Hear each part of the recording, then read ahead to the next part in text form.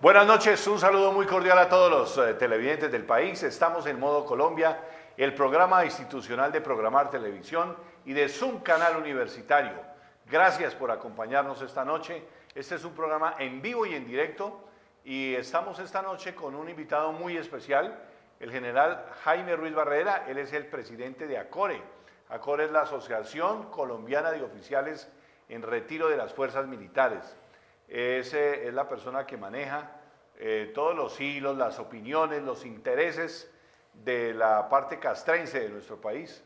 Es un general que hizo toda una carrera militar, estuvo en importantes cargos y desde hace ya 6 años está al frente del gremio de los militares en Colombia. Con él vamos a hablar un tema muy interesante, un tema muy espinoso, pero es un tema que creo que debemos tocar y debemos hacerlo de una forma pedagógica, calmada, tranquila y que le dé a los televidentes los elementos de juicio para mirar qué es lo que está pasando con la JEP, la Justicia Especial para la Paz, una justicia que sale de los acuerdos de La Habana, de los acuerdos que hace el gobierno de Juan Manuel Santos con la guerrilla de las FARC y que empieza a ser implementada.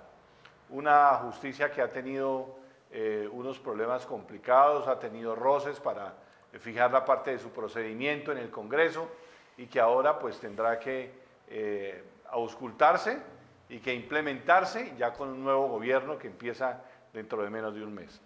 Le doy la bienvenida, general. Qué bueno que esté esta noche con nosotros. Bueno, Francisco, gracias a usted por esta invitación y la oportunidad pues, de tocar estos temas tan sensibles y de tanto interés para la opinión nacional. ¿Qué tanto les interesa hoy el tema de la JEP a ustedes los militares? Me imagino que mucho. Bueno, es un tema preocupante porque una cosa fue lo que se nos ofreció, ¿no? Y otra cosa es lo que se está aplicando. En el momento que se entró a negociar allá en La Habana, el tema relacionado pues con esta jurisdicción especial, conocimos de primera mano que los planteamientos hechos por los abogados de las FARC y en particular por el español Enrique Santiago había sido, ¿no?, la parte exitosa que lograron imponer. Es decir, en términos reales y ciertos, no se negoció, sino fue prácticamente una capitulación. Fue poco lo que se le opuso, ¿no?, a estas pretensiones. Un día se apareció allá el señor Enrique Santiago, concretamente lo digo, con el Álvaro Leiva, a quien habíamos invitado días antes a un conversatorio ahí en la sede de ACORE, y me dijo que quería llegar allá con una persona que está interesada en hablar con nosotros.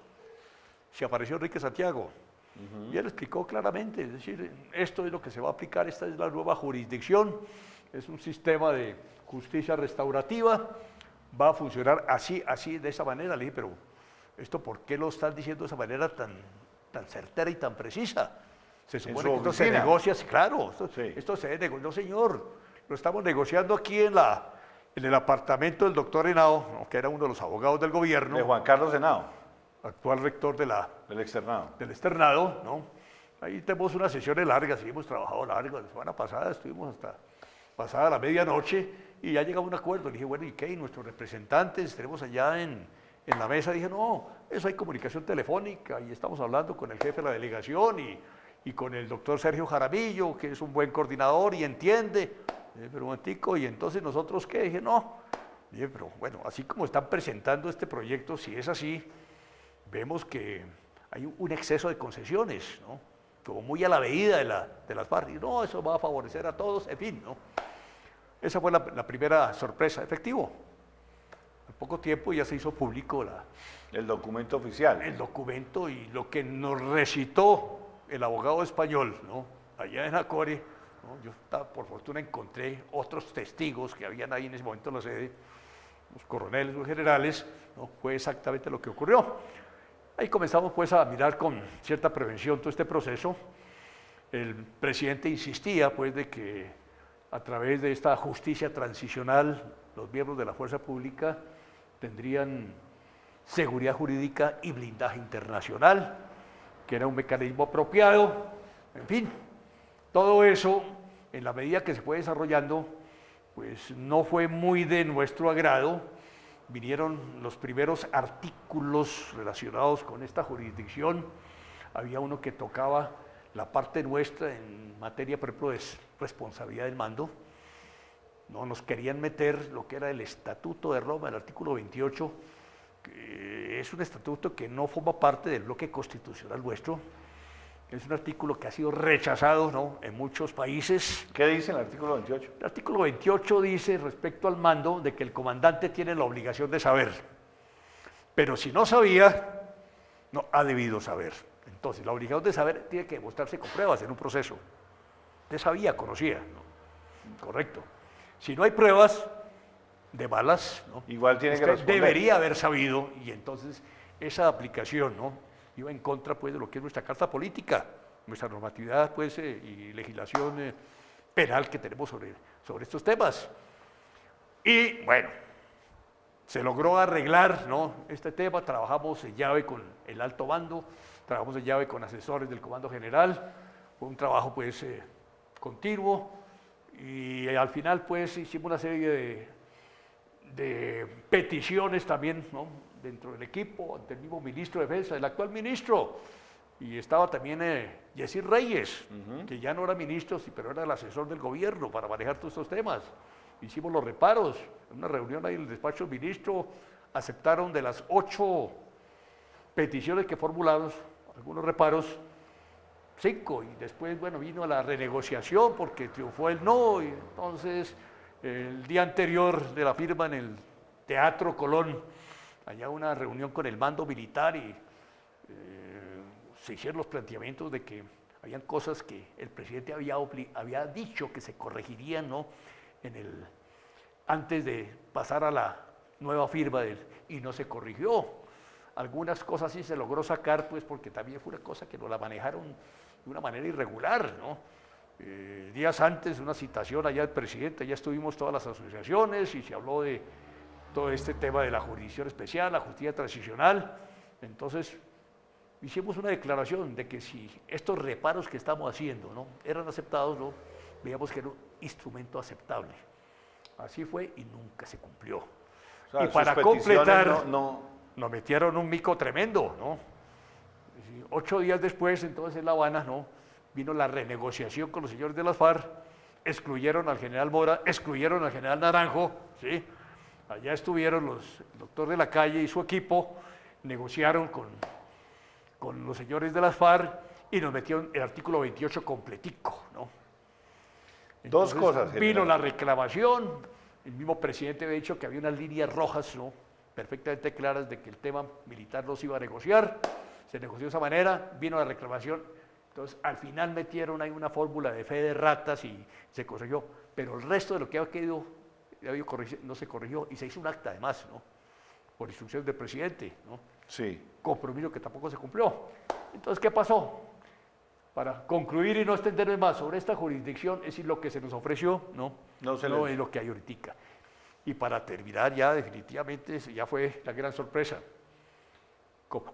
cómo se iba a conformar esta jurisdicción. Entonces aparece un comité de escogencia, 5 personas, fue un acuerdo en La Habana, Naciones Unidas, pues, proponía un candidato, o no por un candidato, nombraba a una persona, una organización, una fundación de justicia transicional proponía otro candidato, otro nombramiento. Aquí a nivel nacional, pues, la Corte Suprema y una organización universitaria, precisamente, ¿no? Entonces eran personas de izquierda, pero el tema, pues, de la izquierda no es que nos preocupe es aquella extrema izquierda, ¿no?, radical, con activistas, eso es diferente, ¿no?, porque esos activistas han sido, pues, tradicionalmente, ¿no?, enemigos, ¿no?, de las instituciones militares y de policía, han sido detractores permanentes. Entonces vino la selección, sí, 3 extranjeros, un español vinculado con la ETA, Sí.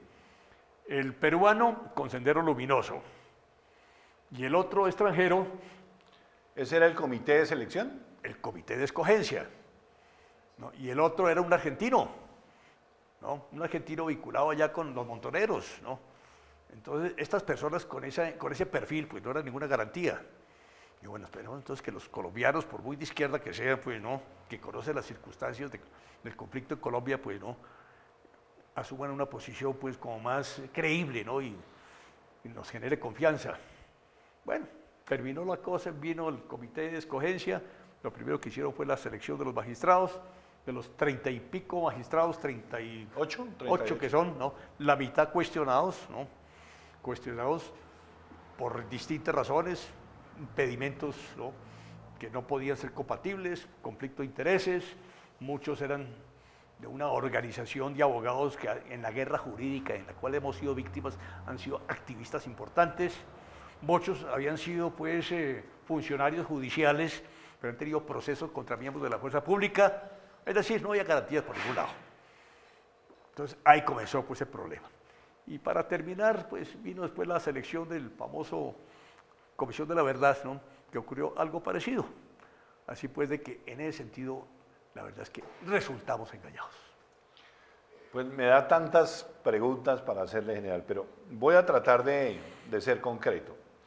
La primera cosa, me dice usted entonces que este texto de la Justicia Especial para la Paz no se hizo en la mesa de La Habana, se hizo en un apartamento en Bogotá. Pues, contado por el mismo Enrique Santiago, el abogado español. No salió de la mesa. Nos reunimos durante 8 días en el apartamento del señor Henao y allá se resolvió. Claro que había comunicación, sí, telefónica, WhatsApp, seguramente, ¿no? Pero nuestros representantes fueron excluidos. Por eso fue a la medida de las FARC. ¿Por qué las FARC nunca han reclamado respecto a esta jurisdicción especial? Porque fue hecho a la medida de ellas. Nosotros que reclamamos somos nosotros. Claro. 2. ¿Qué no se corrigió, general? O sea, ¿qué plantearon ustedes y qué no se corrigió? A ver. En concreto. Yo recuerdo que los primeros reparos tuvieron que ver con el tema de el derecho operacional.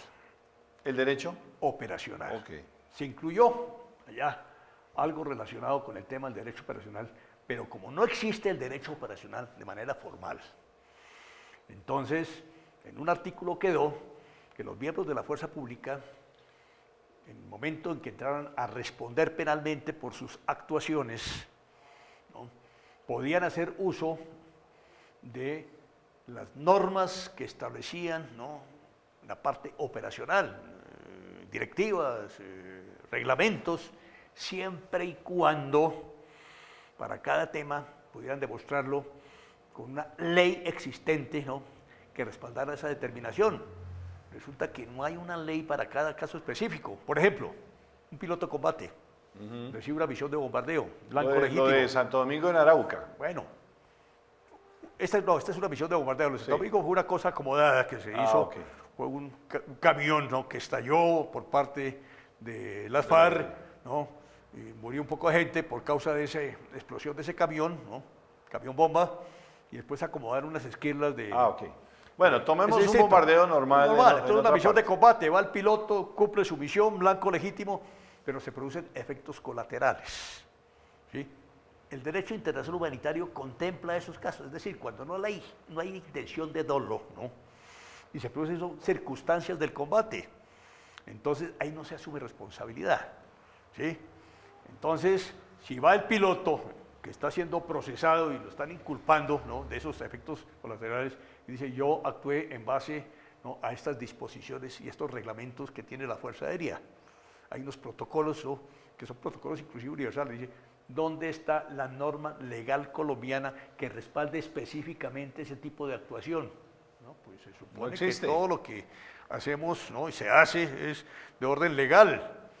Entonces, lamento mucho, entonces usted es responsable. No quisieron corregir eso. Otra cosa que no quisieron corregir fue la prevalencia de lo que es la legislación nuestra de tipo penal. El mismo Estatuto de Roma lo dice, ¿no?, que tiene prelación la legislación interna de cada país. Entonces nos metieron ahí, ¿no?, como instrumentos para estos tipos de procesamientos y judicialización, ¿no?, el derecho penal internacional. ¿De la CPI? No, el derecho no. Ah, ok, el derecho internacional. Exactamente, entonces cualquier jurisprudencia del derecho de cortes internacionales tiene aplicabilidad, entonces si el funcionario quiere aplicarla, la aplica, porque quedó pactado y ahí está O sea, los militares que Puerta intervinieron abierta. en la guerra, en este conflicto, podrían ir a tribunales internacionales. No, no, es que nos aplican la norma, ¿no? Si decide ir, nos aplican aquí, ¿no? Porque es decir, hay jurisprudencia internacional en tal sentido, ¿no? Entonces, su actuación no está al margen de la ley. Y no, yo quiero que se me juzgue por la legislación colombiana. Sí, pero, ¿no?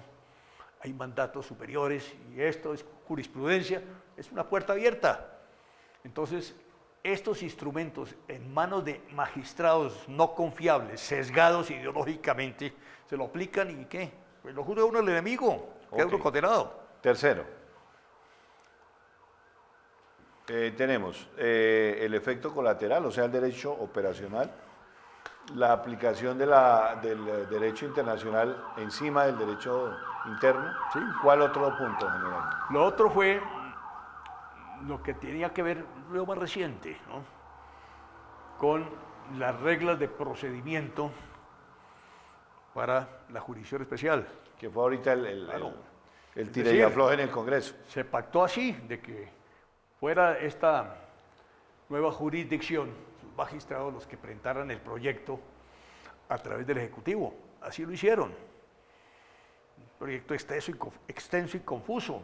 Cuando se hizo público, comenzamos a estudiarlo, encontramos que todo era favorable a todo el sistema acusatorio, es decir, a la función que iban a cumplir los funcionarios de la jurisdicción especial.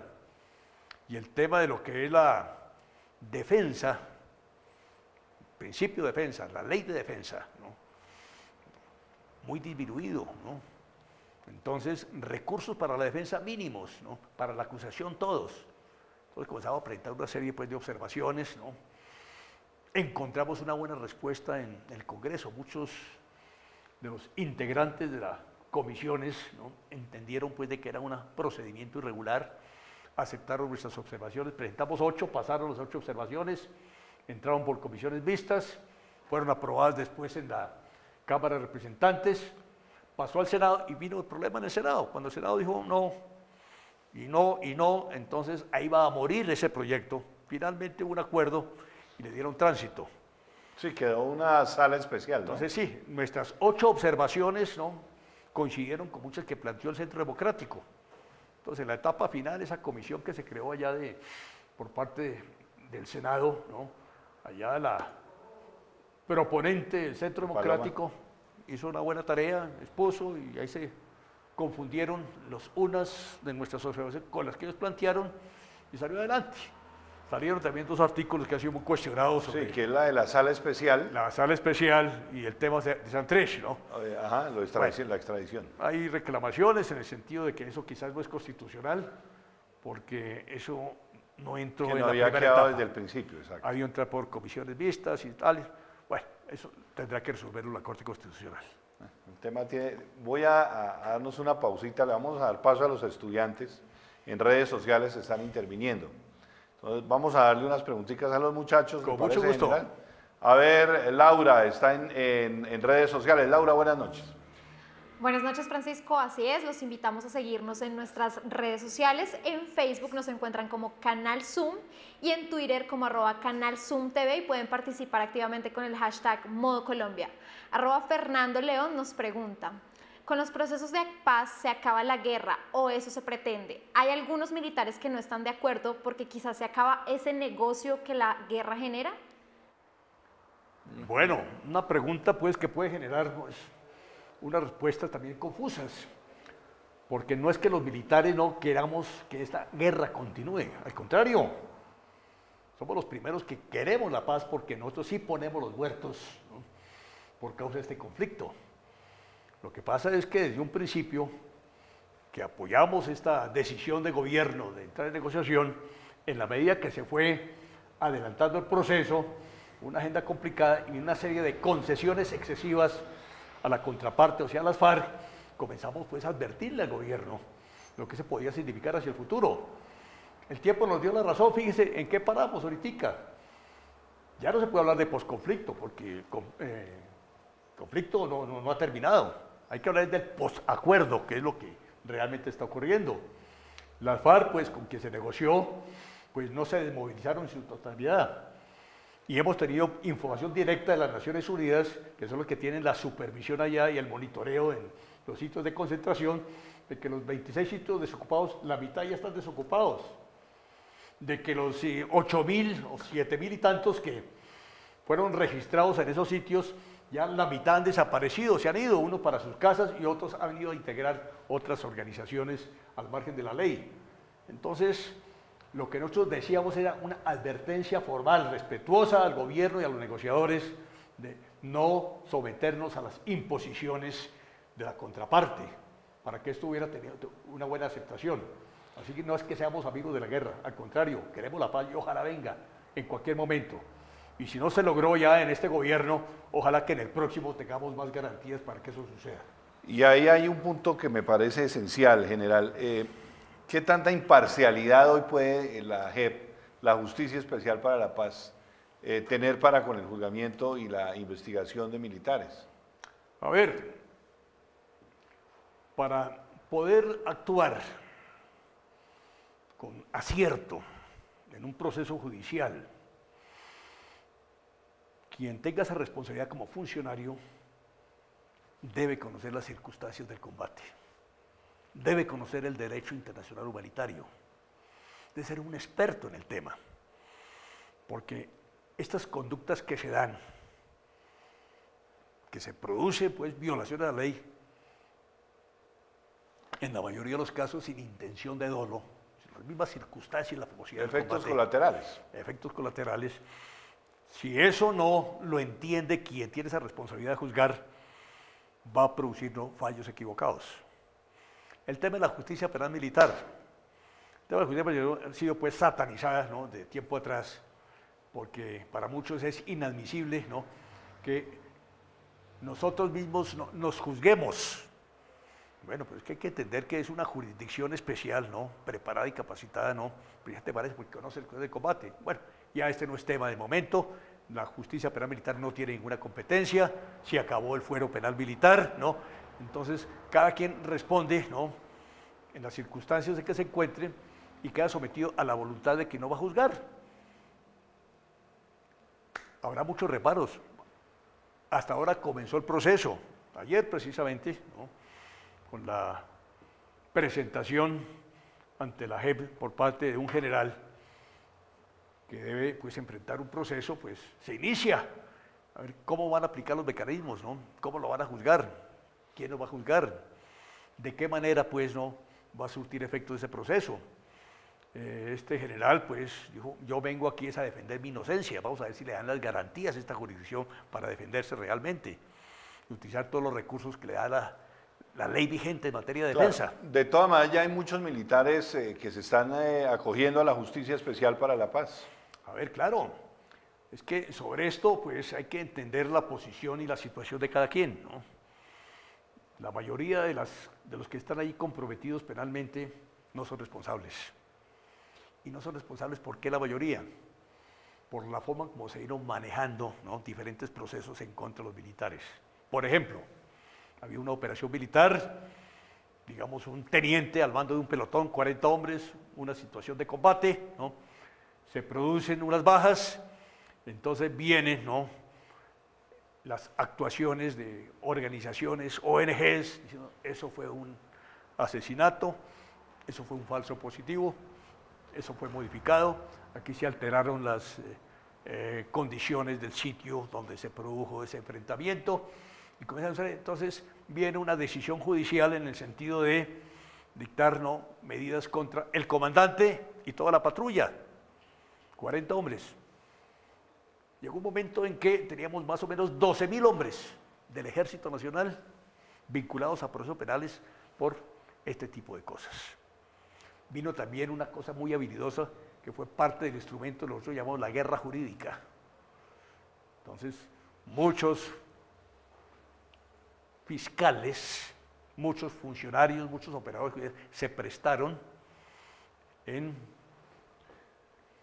convivencia con organizaciones de abogados, ¿no?, para manejar el caso del subalterno y decirle, si usted compromete a su superior, tendrá ventajas, ¿no?, tendrá beneficios en este proceso.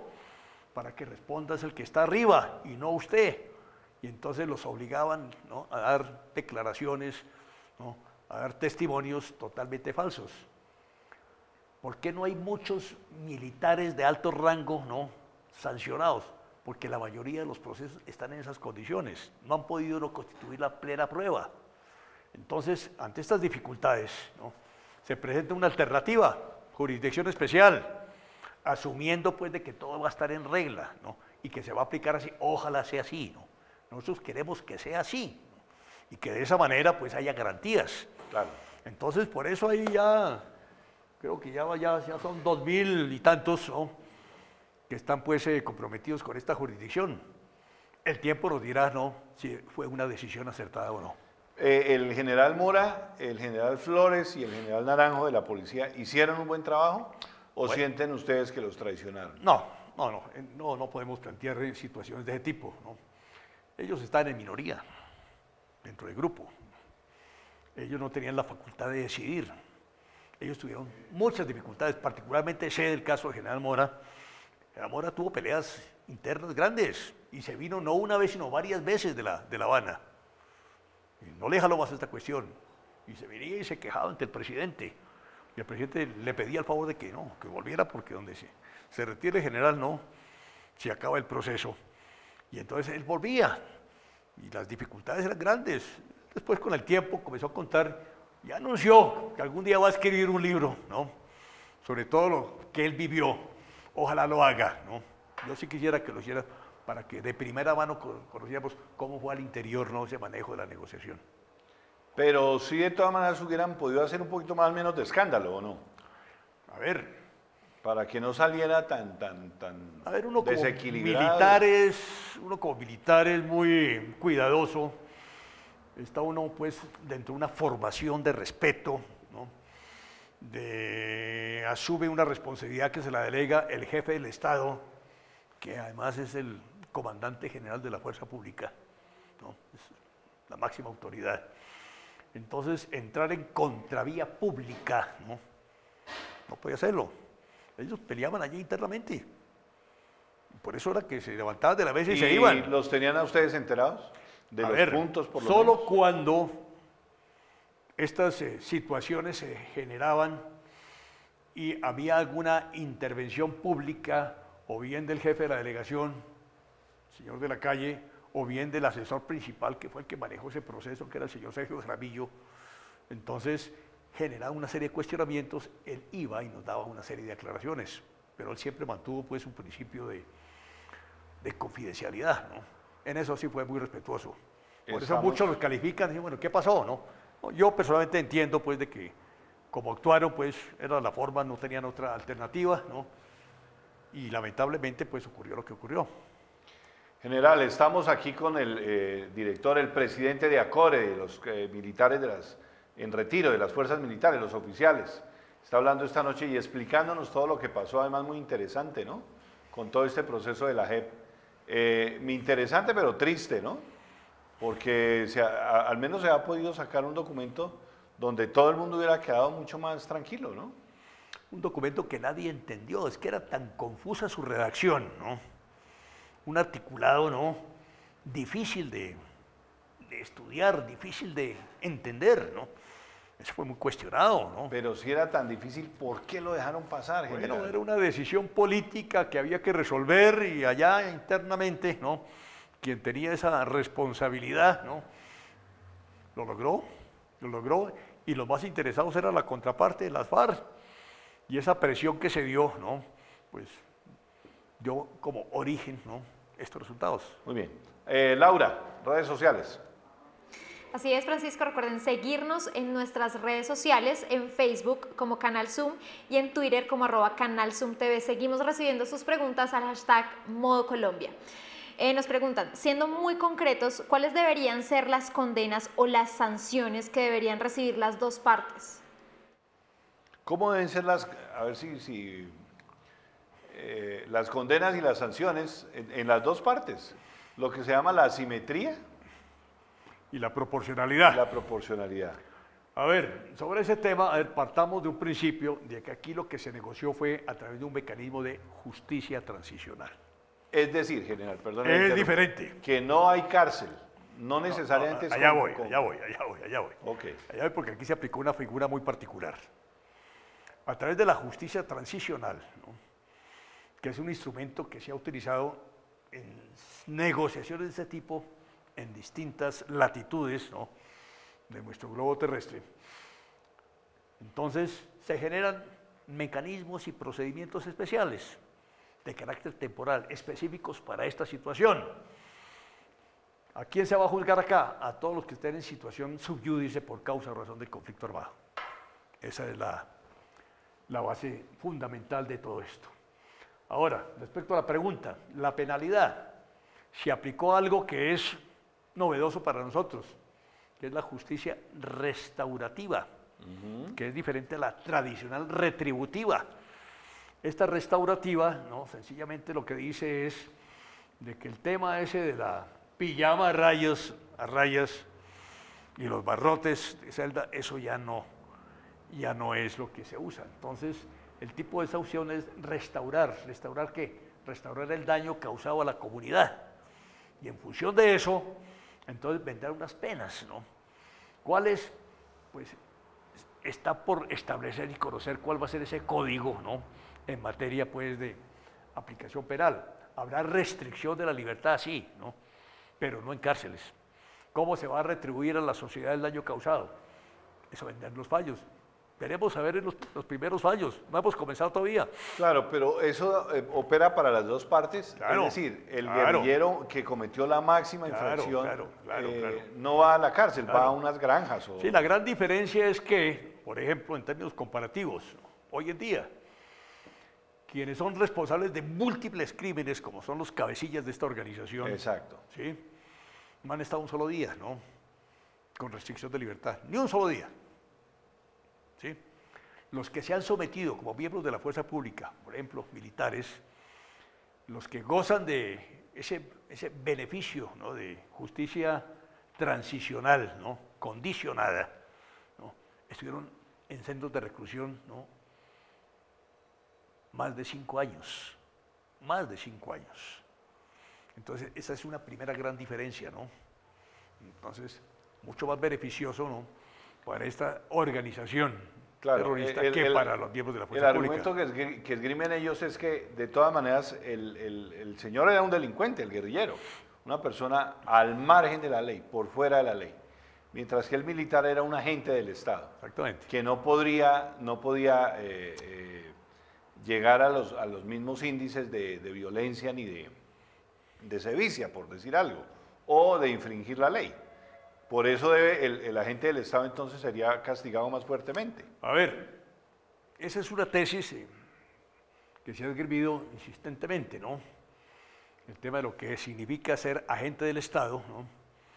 Y el que no lo es. Pero en eso, ¿no?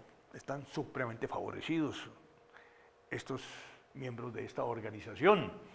¿Por qué? Porque su planteamiento, ¿no? Para efectos de compromiso y defenderse de sus acusaciones, es que quien debe responder es la organización. Las FARC responden y piden perdón, ¿no? Y van a hacer la restauración, reconocimiento por el daño causado, ¿no? Eso está por verse, ¿no? Pero esa es la figura. Allá responden es colectivamente. En el cambio, los miembros de la fuerza individualmente, ¿no? Cada quien tiene que responder por... No es sus equilibrado. conductas. Entonces, en ese sentido no hay equilibrio. ¿Hoy qué están pidiendo, general? ¿Quiénes? Los militares. Pues Con el nuevo gobierno, a ver, con los nuevos vientos que se nos que vienen. lo que no solucionó este gobierno, ¿no? Frente a nuestros reparos... Deja muchas aristas, ¿no? Deja muchas cosas inconclusas. Entonces se soluciona en el próximo. Pues ya ha habido anuncios públicos ahí de asesores muy cercanos al presidente electo, en el sentido de que el 20 de julio van a presentar un paquete legislativo con el cual pues se pretende corregir, ¿no? No hacer trizas como se quiere decir pues el acuerdo. No, el acuerdo hay que mantenerlo, ¿no? Lo que pasa es que ponerlo en su sitio para que sea aplicable y sea eficaz. Y que sea para todos. Y Sí, que sea imparcial y que sea exactamente, equilibrado. que dé la satisfacción, ¿no? Para las víctimas. Que mire, aquí el centro vital de toda esta cosa son las víctimas. Entonces, eso es la verdad justicia, reparación, no repetición, ¿no? Eso es importantísimo. Ahora ya las víctimas están muy organizadas, ¿no? Muy organizadas. Hay víctimas de lado y lado, ¿no? Claro, claro. Nosotros tenemos pues víctimas también, ¿no? Por causa de esta organización, ¿no? Muchas. Entonces también se están organizando, como de la otra parte. Entonces vendrán las justas reclamaciones. Entonces, en ese sentido, pues se va a manejar el proceso. Así pues de que yo pienso que con estos ajustes, ¿no? Que ya han sido anunciados, y lo ha dicho pues en repetidas ocasiones el presidente electo, yo creo que se puede lograr una mejor aceptación y sobre todo una satisfacción no mayor, ¿no? Para el común de las personas, para la sociedad civil, para el país, ¿no? Claro. Que vean que realmente eso fructificó y surtió efectos positivos. ¿Qué efectos tuvo que hubiera ganado el no? Porque ahí se supone que en un plebiscito, que era una voluntad popular, gana el no, le rechazan su proceso al presidente Santos, y ahí hubo un espacio para que ustedes pusieran también sus recomendaciones. A ver, nosotros, desde el punto de vista político, como asesores, no intervenimos. Hemos sido muy respetuosos en ese sentido, porque al interior de cada asociación pues hay distintas formas de pensar, ¿no? Y políticamente no de actuar. Así pues de que no podemos asumir una posición política partidista. En el tema pues de esta consulta donde gana el no, que fue una sorpresa, ¿no? Porque no se pensó que tanta gente estuviera pues indispuesta con esa negociación, que había tantos reparos. Entonces, ¿no? Mostró una ruta distinta, ¿no? De ahí en adelante. Y esa ruta distinta, pues, al final se materializó en lo que acaba de ocurrir, pienso yo. Hay que hacerle ajustes, ¿no? A este acuerdo pactado con las FARC, sobre todo para sentar un precedente, porque hay otros pendientes por acordar, como es el caso del ELN. Hay otros pendientes por acordar, como es el caso pues, de lo que ya se conoció hoy, ¿no? La oportunidad que tienen las bandas criminales pues también de someterse a este tipo de tratamiento. Entonces, si todo no se hace como debe ser, ¿no? Con una buena aceptación, esto va a fracasar. Y a veces que se ponen unos aceleradores que no son lógicos. Uno ve en esto, por ejemplo, de las bandas criminales, que el presidente quiere a toda costa sacar un poco de cosas y ya no tiene tiempo, ya le quedan 26 días. Entonces quieren acelerar mucho proceso. Y a veces del afán no queda sino el cansancio. Y eso es lo que le da herramientas, ¿no? Al nuevo gobierno para comenzar a corregir lo que se haga mal, ¿no? Durante este periodo. El problema es que dejan firmado y mientras se desfirma la cosa, ahí se pierde mucho tiempo. Claro, claro. Mira, nos quedan 15 minutos de programa, vamos a darle paso a las redes sociales, ¿le parece? Con mucho gusto. A ver, Laura. Francisco, seguimos recibiendo sus preguntas con el hashtag Modo Colombia en Facebook como Canal Zoom y en Twitter como @Canal Zoom TV. Nos preguntan, ¿cómo define usted el papel de la Comisión de la Verdad? Punto interesantísimo, ¿no? Bueno, y de mucha actualidad, Francisco. Sí, señor. Porque, a ver, quiero contarles que por casualidad, voy a contar exactamente qué fue lo que pasó. La semana pasada, llego yo a la oficina, me bajo del carro, se me hace una persona, general, sí, la orden. No, general, mire, es que quiero entregarle esto. Lea ese documento que es importante. ¿De qué se trata, hombre? Venga, siga, lo invito, camine. No, señor, estoy de afán. Y se fue. Me entregó un sobre, abrí el sobre y aparece una carta dirigida al ministro de Defensa con la firma del presidente de la Comisión de Paz, donde le hacía una serie de peticiones o de exigencias, ¿no? Con destino a esta comisión. Cuando yo comencé a leer esto, dije, no, este documento no puede ser auténtico. Aquí hay un exceso de peticiones, ¿no? Cosas que riñen contra otros temas de orden legal que tienen que ver con información clasificada, ¿no? Seguridad nacional, ¿no? Defensa nacional, ¿no? Una petición de este tipo, de estas características, pues no, esto no puede ser un documento auténtico. Entonces, ¿qué hice? Invité a las asociaciones de la mesa de trabajo, son 18 asociaciones, ahí está la Fuerza Aérea, está el Ejército, está la Armada, Todas las fuerzas Policía militares. Nacional. ¿La policía también está? También estamos ahí. Okay. Estamos ahí, en esa mesa de trabajo ya llevamos ya 6 años prácticamente, ¿no? Entonces discutimos el tema y ahí tenemos asesores, abogados, y bueno, ¿y esto qué? Yo no, primero hay que saber si es auténtico o no.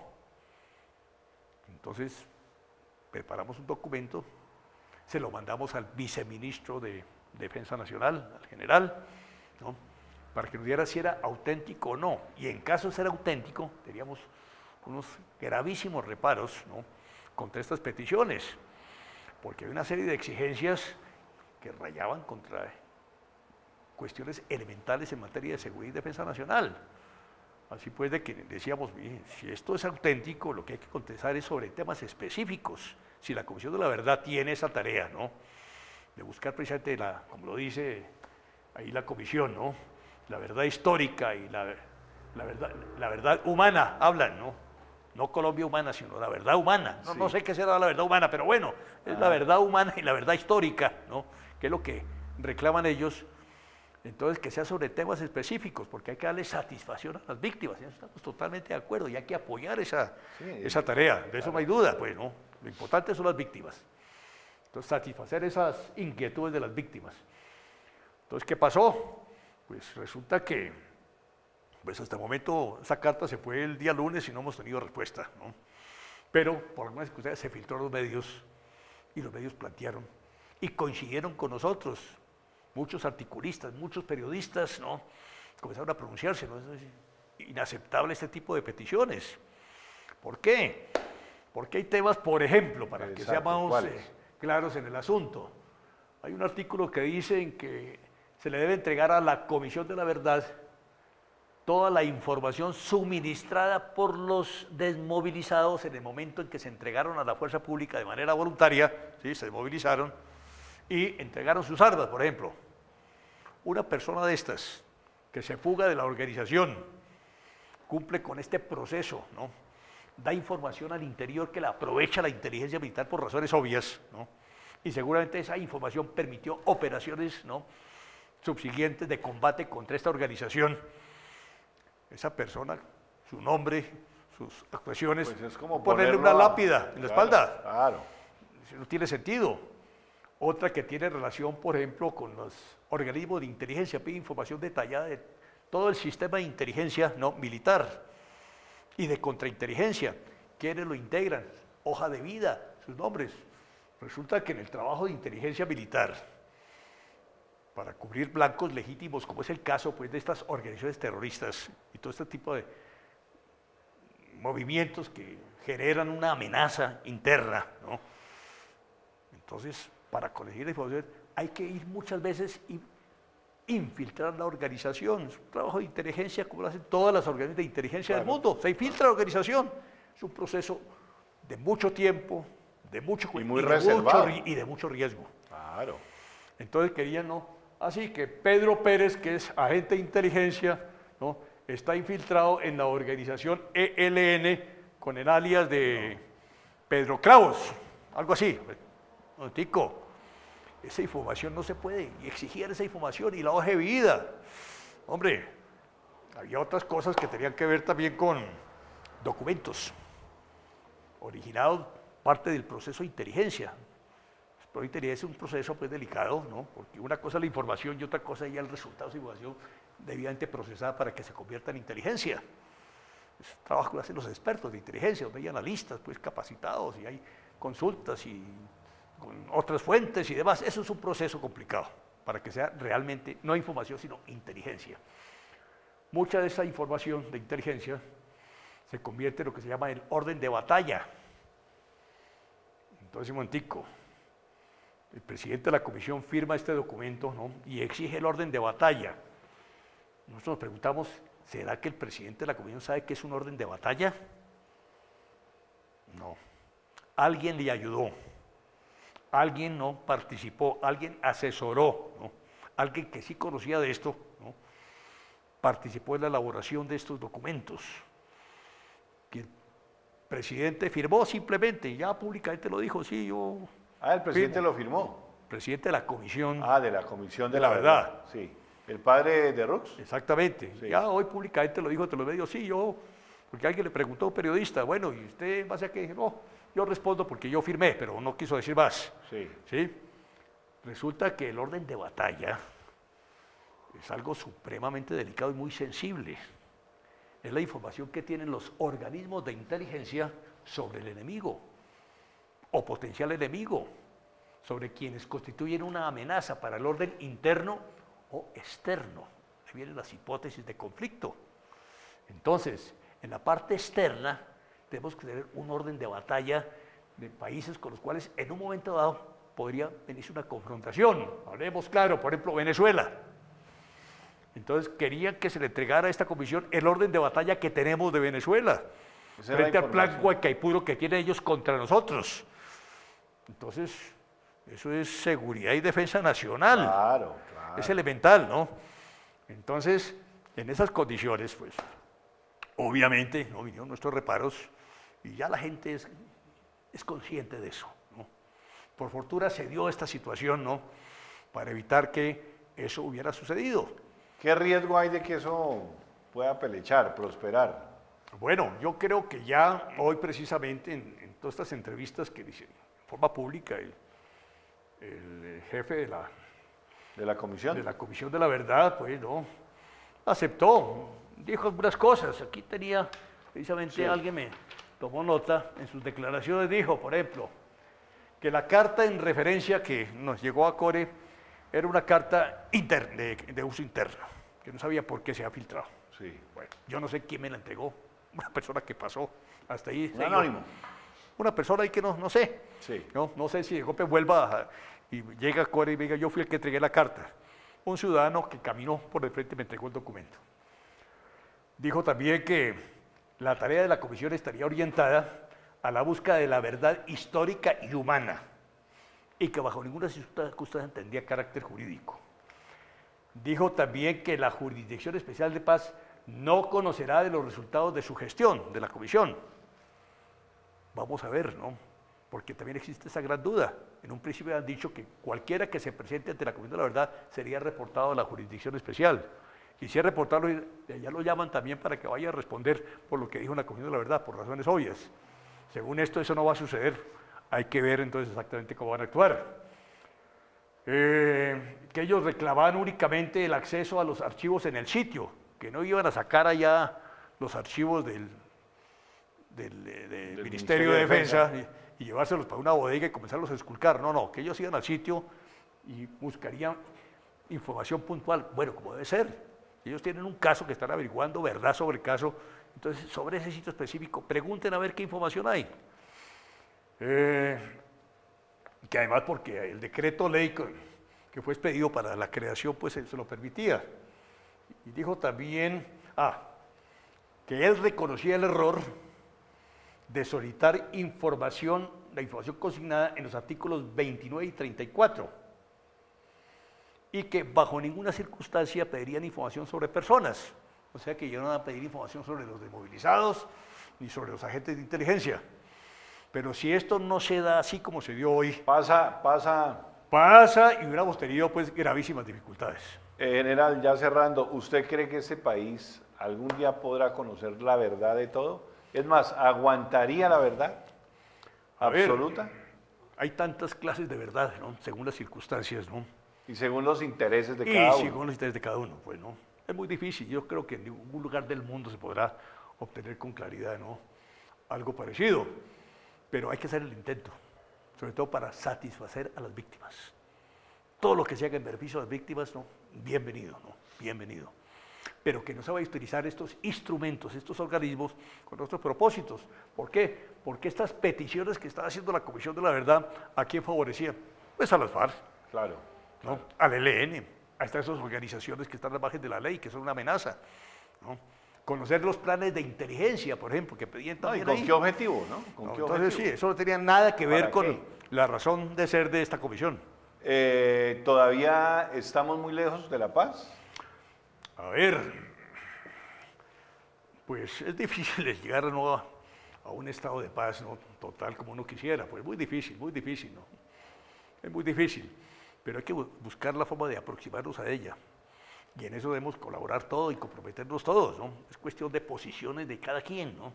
Nosotros, desde el punto de vista pues, militar, que hemos vivido el conflicto, que hemos puesto a los muertos aquí en defensa de la institucionalidad, de la soberanía, ¿no? De protección de la población civil, como es evidente. Por eso es que nos respetan. En las encuestas, pues, siempre de las fuerzas Son muy- militares, la fuerza pública ha sido muy bien calificada, ¿no? Claro. La gente lo respeta. Y entonces, en eso, pues, nosotros somos los más interesados en que algún día se logre ese gran propósito ¿Qué nacional. tanto logró este proceso de paz? ¿Qué tanto le reconoce usted? Se ensayó un procedimiento muy novedoso, muy diferente, muy diferente. Y quienes negociaron decían pues que era algo muy especial, ¿no? Distinto a otros procesos ¿no? que se han realizado en el mundo, sí, muy distinto. Pero los resultados, pues lamentablemente no son los que realmente se esperaban. Por ello ya no podemos hablar de lo que sería el posconflicto, porque el conflicto continúa. Exacto. Entonces, por eso hablamos del posacuerdo, que es una cosa diferente. Pero, exacto, ¿qué tanto se disminuyó o no se disminuyó? Bueno, a ver, Se disminuyó en un 10, en un 20%. A ver. Bueno, siempre el argumento de los militares que ya no están heridos en el hospital militar y esas cosas. De todas maneras hay que reconocer algunas cosas, ¿o no? hombre, mire, ese es el ideal, ¿no? De que esta confrontación pues disminuya en su intensidad, ¿no? Y de verdad, Pero la fuerza pública tiene que seguir cumpliendo la misión que le corresponde, es un mandato constitucional, ¿no? Enfrentar todo tipo de amenaza o intento de amenaza, ¿no? Para evitar que esa amenaza se materialice y cause daños, ¿no? A la población civil, a nuestra soberanía, ¿no? A la vigencia de nuestra institucionalidad democrática, que es la que hay que proteger, ¿no?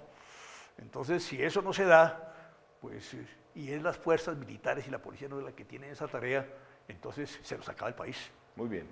General, muchas gracias. Yo creo que nos quedan muchas preguntas, pero bueno, vamos empezando las discusiones, vamos a ponerle buena energía, porque esto tiene que algún día salir bien, por el bien de nuestros hijos, de nuestro país, de la gente que sufre, de los soldados que quedaron lisiados de la guerra, de las viudas, de los huérfanos, de las víctimas.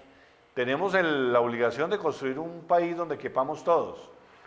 Así es, Francisco, y que Dios nos proteja y nos ayude, ¿no? En ese gran propósito que es de interés nacional. Y los medios tenemos que ir contribuyendo fuertemente a acabar esta polaridad tan fuerte, la polarización, y de verdad que nos metamos en un cuento de reconciliación, de verdad, sincero, De honesto, verdad. en el que todos estemos. General, 1.000.000 de gracias Francisco, por haber a venido. usted, muy amable por que esta Dios le invitación. bendiga. Muchas gracias. Gracias a ustedes y nos vemos, como siempre, en la construcción de un nuevo país. Hasta entonces.